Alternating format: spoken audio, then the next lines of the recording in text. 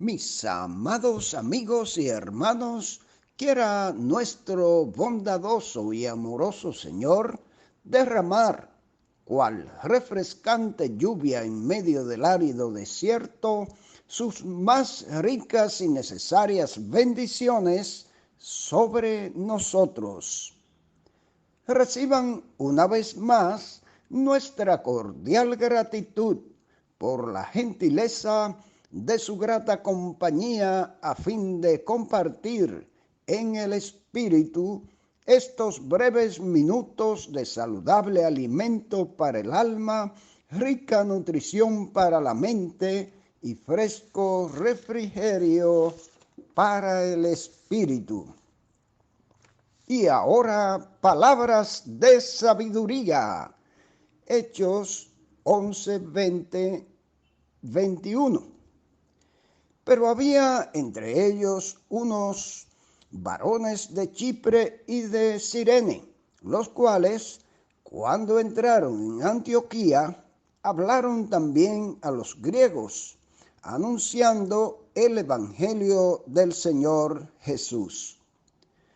Y la mano del Señor estaba con ellos, y gran número creyó y se convirtió al Señor. En la presentación anterior estuvimos comentando el contenido de los versos 19 al 21 dentro de nuestro nutritivo recorrido por el capítulo 11 de los Hechos. Hoy haremos el mismo recorrido, pero con paisaje y panorámica muy diferente. En la reflexión anterior nos guiaron en nuestra caminata los acertados comentarios del Dr. R. E. Harlow y Rubén Vera, mientras que hoy lo harán los siempre certeros y edificantes de Matthew Henry, traducidos y adaptados al castellano por don Francisco La Cueva. Pero antes debemos señalar que según nos expresan los versículos bases de hoy, aunque no por boca de los apóstoles que el Espíritu Santo envió desde Jerusalén vía la persecución, el Evangelio fue presentado por primera vez a una multitud griega en la ciudad de Antioquía. A propósito de Antioquía, la principal ciudad de Siria fue fundada en el año 300 a.C. por el rey Seleuco I, el cabecilla de la dinastía de los Seleucidas, en honor a su padre Antíoco. Parte de ellos tuvieron que ver con la historia de Israel y la profecía bíblica. Pero aquí nos interesa Antioquía, la ciudad que ellos fundaron, que llegó a ser la tercera ciudad de importancia en el Imperio Romano. Y por esta y otras razones estratégicas, el Señor la escoge como el terreno fértil para desarrollar una nueva, floreciente y poderosa iglesia. Fue el nuevo centro de expansión del cristianismo entre los gentiles. En los siglos III y IV se estableció una escuela de teología que se hizo muy famosa y se caracterizó por interpretar las escrituras de conformidad con su significado literal e histórico, rivalizando así con la escuela de Cesarea, que lo hacía de forma alegórica. Volviendo a la porción bíblica, a pesar de la gran limitación del tiempo, debemos observar que la cantidad de gentiles griegos que se unieron a la iglesia en Antioquía, al igual que los que se unieron a la iglesia en la casa de Cornelio, oyeron la palabra de Dios, la creyeron, fueron limpiados por el Espíritu Santo, fueron limpiados de pecado y bautizados o sellados con el Espíritu Santo, convirtiéndose del paganismo al cristianismo, de la gran idolatría griega al Dios único y verdadero.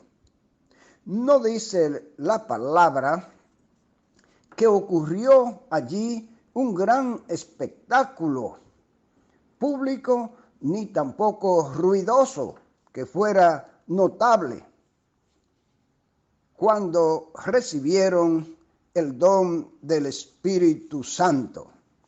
Pero sí lo recibieron, de eso estamos seguros, porque dice la palabra de Dios que se convirtieron. Para poder llegarse a convertir de las tinieblas a la luz, de ese paganismo en que vivían e idolatría, y creer al único Dios verdadero y al mensaje del Evangelio de Jesucristo, fue necesario que primero fueran sellados con el Espíritu Santo. Y ahora estemos atentos a los comentarios de Matthew Henry, hoy con el tema Nacimiento de la Iglesia en Antioquía, parte 2, Hechos 11, 19 al 21.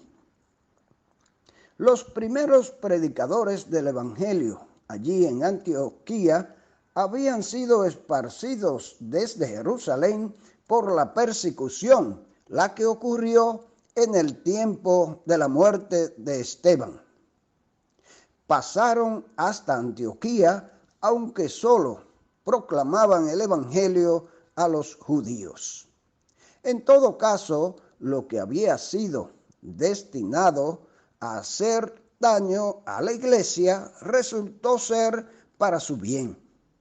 Los enemigos los echaron de sí como a basura, pero Cristo los recibió para usarlos. Los que habían sido esparcidos de la persecución no fueron puestos en fuga de la obra.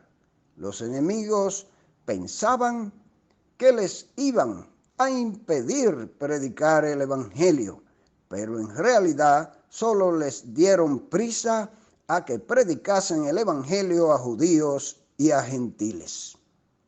Perseguidos en una ciudad, huían a otra llevando consigo el tesoro de las buenas noticias de salvación en Jesucristo. Se dedicaron a esta obra con renovado ardor. Después de predicar con éxito en Judea, Samaria y Galilea, pasaron hasta Fenicia, Chipre y Antioquía.